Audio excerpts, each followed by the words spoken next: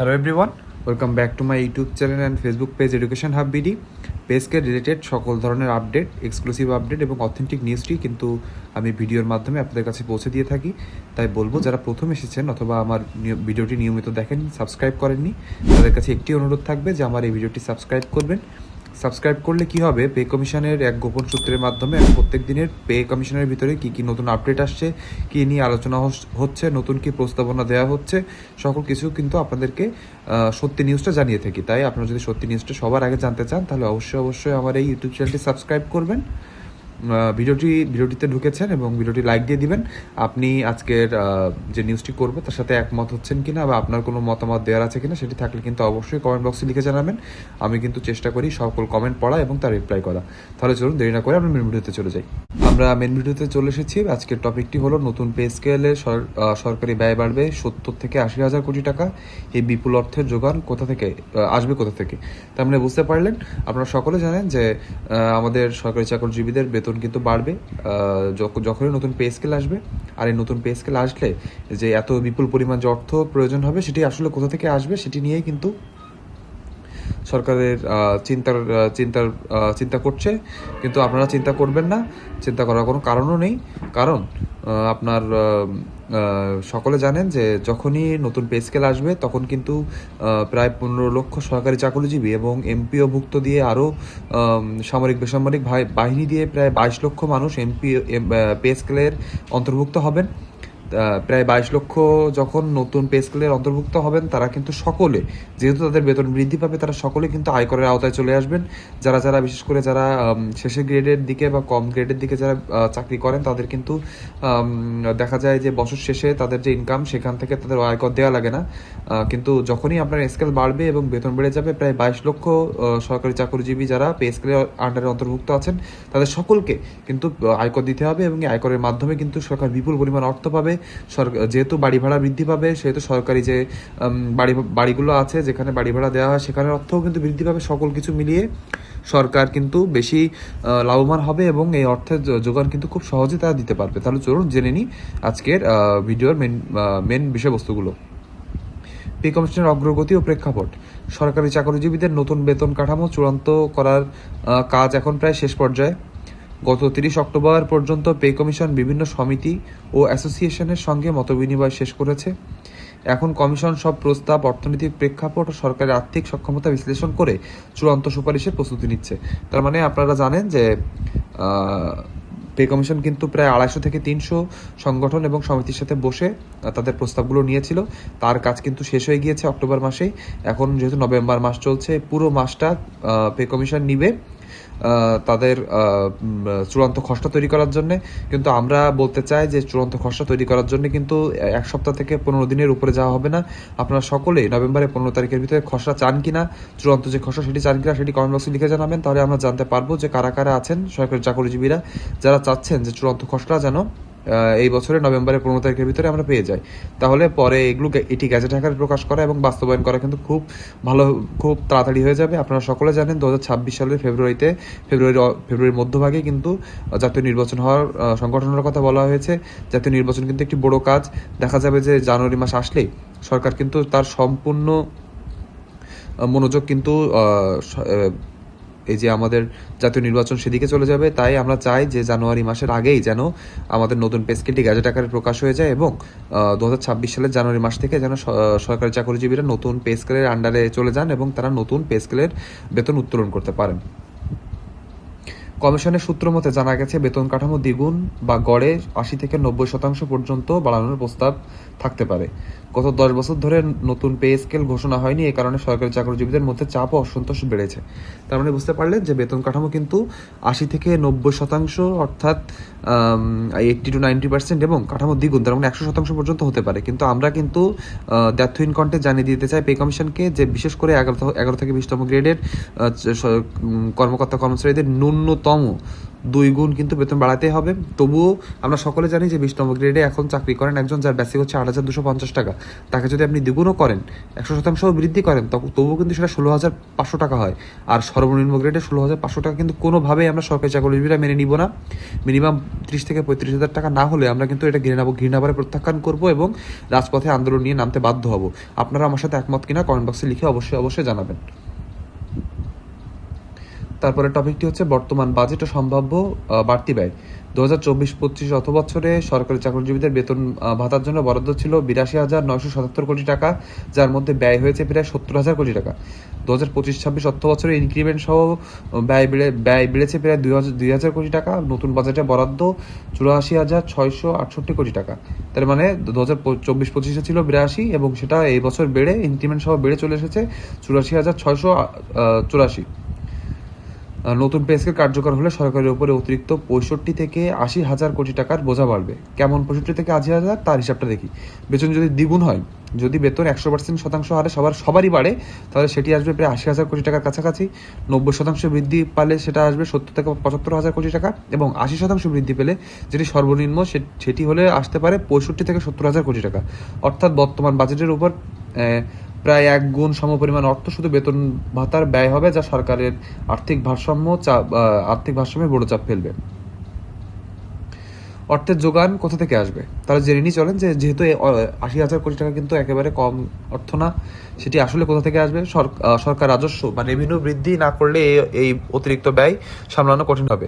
কর আদায় ও ভ্যাট সংগ্রহ বৃদ্ধি এই সংকট মোকাবেলার সবচেয়ে কার্যকর উপায়। এটাই কিন্তু আমি বলেছিলাম যে 22 লক্ষ যে সরকারি কর্মচারীরা আছে তারা কিন্তু সরাসরি এই ভ্যাট আয়করের আওতায় চলে আসবেন, এবং আয়কর যখন তারা দিবেন তখন কিন্তু এখান থেকে এক হিউজ পরিমাণ অর্থ চলে যাবে সরকারি কোষাগারে। দেশে বর্তমানে প্রায় 40 থেকে 45 লাখ মানুষ নিয়মিত আয়কর দেন, অথচ বাস্তবে 3 থেকে 3.5 কোটি মানুষ আয়করযোগ্য আয়ের আওতায়। তার মানে বুঝতে পারলেন 40 থেকে 50 লাখ মাত্র মানুষ আয়কর দেন, কিন্তু বাংলাদেশে আয়কর দেওয়ার মতো জনসংখ্যা আছেন 3 থেকে 3.5 কোটি। এটা কিন্তু সরকারের এখানে একটি ভালো পদক্ষেপ নিতে হবে, কঠোর পদক্ষেপ নিতে হবে। তাদেরকে সকল মানুষ যারা আয়করের আওতায় পড়েন তাদেরকে চিহ্নিত করে তারা যেন আয়কর অবশ্যই দেন। কারণ জানেন, একটা সরকারের আয়করের মাধ্যমে কিন্তু সব থেকে বড় আয় হয়ে থাকে। সেই আয়ের মাধ্যমে কিন্তু সরকার তার উন্নয়নমূলক কার্যক্রমগুলো চালিয়ে থাকে। তাই আমরা বলবো সরকার জন্য এখানে একটু দেখরেখ বাড়িয়ে দিয়ে প্রায় 40 থেকে 50 লাখ মানুষ যেখানে নিয়মিত আয় দেন সেখানে যেন দ্বিগুণ, অর্থাৎ 1 কোটি পরিমাণ মানুষ যেন অন্তত আয়করের আওতায় আসেন, সেটি যদি তারা খেয়াল রাখেন এবং সেটির জন্য যদি তারা জোর দেন, তাহলে কিন্তু অবশ্যই সরকারি চাকরিজীবীদের এই অল্প কিছু পরিমাণে অর্থ দেওয়া কিন্তু খুবই কষ্টের কাজ হবে না। যদি এই জনসংখ্যাকে আয়কর নেটওয়ার্কে আনা যায়, তাহলে বিপুল পরিমাণ রাজস্ব আয় করা সম্ভব, যেটা আপনাদেরকে বললাম। ধনী ব্যবসায়ী শ্রেণীর মধ্যে ভ্যাট ফাঁকি ও কর ফাঁকি বন্ধ করতে পারলে আরও কয়েক 10,000 কোটি টাকা রাজস্ব পাওয়া যেতে পারে। অর্থনীতিদের মধ্যে দুর্নীতি রোধ ও ধনী শ্রেণীর অযাচিত সুযোগ সুবিধা বন্ধ করলে নতুন পে স্কেলের অর্থ জোগাড় করা সম্ভব। তার মানে বুঝতে পারলেন দেশে কিন্তু প্রচুর দুর্নীতি রয়েছে। বিশেষ করে আওয়ামী লীগ সরকার দেশ থেকে চলে যাওয়ার পরে তাদের কিন্তু অনেক হাজার কোটি টাকার অর্থ কিন্তু দেশের ভিতরে পড়ে রয়েছে বিভিন্ন উপায়ে। সেগুলো যদি দুদক ভালো করে পর্যালোচনা করে এবং সবগুলো দেখরেখ করে, তাহলে কিন্তু এখান থেকে এক বিপুল পরিমাণ অর্থ অবশ্যই বের করা যাবে। বিশেষজ্ঞদের বিশ্লেষণ ডক্টর মোহাম্মদ শাহাদাত হোসেন সিদ্দিকী, অধ্যাপক অর্থনীতি বিভাগ, ঢাকা বিশ্ববিদ্যালয়। বেতন বাড়ানোর যৌক্তিকতা রয়েছে, কারণ 10 বছর ধরে পে কমিশন হয়নি। এখানে বুঝতে পারলেন সকল বিশেষজ্ঞরা কিন্তু সমান নয়। যারা একটু দেশ সম্পর্কে জানেন, সরকারি চাকরিজীবীদের অবস্থান সম্পর্কে জানেন এবং তাদের অর্থকষ্ট সম্পর্কে জানেন, তারা কিন্তু অবশ্যই একমত হবেন যে দেশে কিন্তু 10 বছর বা 11 বছর ধরে যে পে স্কেলটি দেওয়া হয়নি, সেটা কিন্তু অবশ্যই একটি যৌক্তিক কারণ রয়েছে। এই জন্যেই সরকারি চাকরিজীবীদের ইচ্ছা যে তারা যেন এই বছর অর্থাৎ 2025 সালের ভিতরে যেন তারা গ্যাজেট আকারে নতুন পে স্কেলটি তারা পেয়ে যান। বেতন দ্বিগুণ হলে সরকার আয়করের মাধ্যমে অনেক অর্থ ফেরত পাবে। সর্বনিম্ন বেতনভোগী কর্মচারীরাও ট্যাক্স ব্র্যাকেটে ঢুকবে, ফলে রাজস্ব বাড়বে। যেটা আপনাদেরকে বলছিলাম যে সর্বনিম্ন, তার মানে এখন যে 20 নম্বর গ্রেডে আসে সে কিন্তু কোনোভাবে আয়কর দেন না, কিন্তু যখনই এটি দ্বিগুণ আকারে বেড়ে যাবে বেতন, তখন কিন্তু তাকেও আয়করের ভিতরে আসতে হবে এবং আয়কর দিতে হবে। সরকারের যদি ট্যাক্স সংস্থা কার্যকরভাবে কাজ করে, তাহলে নতুন পে স্কেল বাস্তবায়ন সম্ভব। তবে রাজস্ব না বাড়লে বাজেটে ঘাটতি হতে পারে 40% পর্যন্ত। যদি সরকার ব্যাংক থেকে ধার নেয় বা টাকা ছেপে তবে মুদ্রাস্ফীতি আরও বাড়বে, ফলে বেতন বাড়লেও বাস্তবে মুদ্রা বৃদ্ধি বেতনের সুফল নষ্ট হয়ে যাবে। তার মানে এই বিষয়টা কি বোঝাতে চাচ্ছেন, তিনি একটি খুবই ভালো কথা বলেছেন যে বেতন আমরা সরকারি চাকরিজীবীদের বেতন বাড়ানো হলো, কিন্তু সেই বেতনের জন্য যদি দেশে মুদ্রাস্ফীতি আবার বেড়ে যায়, ধরেন আপনি একটা জিনিস এখন 50 টাকা দিয়ে কিনছেন এবং বেতন বাড়ার সাথে সাথে সেটা যদি 100 টাকা হয়ে যায় এবং আপনার বেতনও যদি দ্বিগুণ পরিমাণ বেড়ে যায়, তাহলে কিন্তু কোনো লাভই হবে না। আগে যে টাকা এবং নতুন যে টাকা তা দিয়ে কিন্তু কোনো লাভই আসবে না। তাই তিনি বলেছেন যে আগে মুদ্রাস্ফীতির দিকে খেয়াল রাখতে হবে, কোন কোন জিনিসে কারণে দেশের মুদ্রাস্ফীতি বেশি পরিমাণে বাড়তে পারে সেগুলোর দিকে খেয়াল রেখে নজর রেখে যদি সরকার ভালোভাবে কার্যক্রমগুলো চালিয়ে যায়, তাহলে কিন্তু কোনোভাবেই মুদ্রাস্ফীতি বাড়বে না দেশের, এবং দেশের মানুষজন এবং সরকারি চাকরিজীবীরা কিন্তু স্বাচ্ছন্দ্যে বাঁচতে পারবে। ডক্টর রোমানা হক, অধ্যাপক, অর্থনীতি বিভাগ, ঢাকা বিশ্ববিদ্যালয়, তিনি বলেছেন উচ্চ হারে বেতন বৃদ্ধি দীর্ঘমেয়াদী প্রভাব ফেলবে। শুধু মূল বেতন নয়, বোনাস, পেনশন ভাতা সবই বাড়বে। এতে সরকারের বার্ষিক রাজস্ব ব্যয়ের বড় অংশ বেতন ভাতা খাতে চলে যাবে। এতে নতুন কর্মসংস্থান বা শূন্য পদে নিয়োগ কমে যেতে পারে। বাজেট ঘাটতি সামলাতে সরকারকে হয় উন্নয়ন খাতে ব্যয় কমাতে হবে, নয়তো নতুন করে কর আরোপ করতে হবে। বেতন বাড়ানোর পাশাপাশি সরকারকে দক্ষতা বৃদ্ধি, প্রশাসনিক জটিলতা কমানো, অপচয় রোধে মনোযোগ দিতে হবে।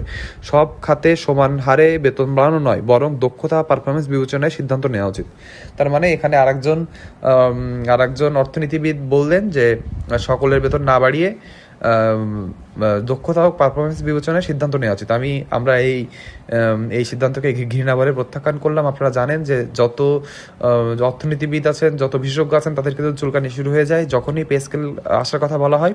তাদের বিভিন্ন রকম সুতো চলে আসে, বিভিন্ন রকম দেশের তখন সমস্যা চলে আসে। এই 11 বছর ধরে সরকারি চাকরিজীবীরা যে কত অর্থ কষ্টে আছে, তাদের কিন্তু সেটা দেখার কোনো কারণ নেই। তারা কিন্তু ঠিকই, তাদের সচিবরা কিন্তু ঠিকই তাদের অর্থ বের করে নিয়ে তারা ভালোভাবে থাকে, কিন্তু একজন 11 থেকে 20তম গ্রেডের সরকারি চাকরিজীবী যে কীভাবে তার পরিবার নিয়ে চলছেন, সেটা কিন্তু তারা জানার প্রয়োজনও বোধ করেন। এই জন্য আমরা এটা ঘৃণাভরে প্রত্যাখ্যান করলাম এবং আমরা দাবি করলাম ন্যূনতম 100% বেতন বৃদ্ধি করতে হবে এখন যা আছে তার থেকে, এবং সকল সুযোগ সুবিধা বাড়াতে হবে। এটা আমাদের শেষ কথা। অধ্যাপক মোহাম্মদ আইনুল ইসলাম, রাষ্ট্রবিজ্ঞান বিভাগ, ঢাকা বিশ্ববিদ্যালয়, তিনি কি বলেছেন পে স্কেল নিয়ে সেটা একটু জেনে নিই। বর্তমানে অর্থনৈতিক অবস্থা বিবেচনায় বেতন দ্বিগুণ করা সম্ভব নয়, এমনকি 70 থেকে 75% বৃদ্ধি করা সরকারের জন্য বড় চ্যালেঞ্জ হবে। নির্বাচনের আগে সরকারি চাকরিজীবীদের চাপের মুখে থাকলেও বাস্তবায়ন করা কঠিন। তিনি মনে করেন সরকার হয়তো রাজনৈতিক কৌশলের প্রস্তাব রেখে বাস্তবায়নের দায়িত্ব পরবর্তী সরকারের হাতে হস্তান্তর করতে পারে। উন্নয়ন বাজেটের কাটছাট করে বেতন বৃদ্ধি বাস্তবায়ন করা সম্ভব, কিন্তু তাতে উন্নয়ন প্রকল্প ক্ষতিগ্রস্ত হবে। অর্থনীতির বর্তমান অবস্থা, কম রাজস্ব, রেমিটেন্স হ্রাস ও ভিসা সংকট বিবেচনায় এটি অত্যন্ত চ্যালেঞ্জিং সিদ্ধান্ত।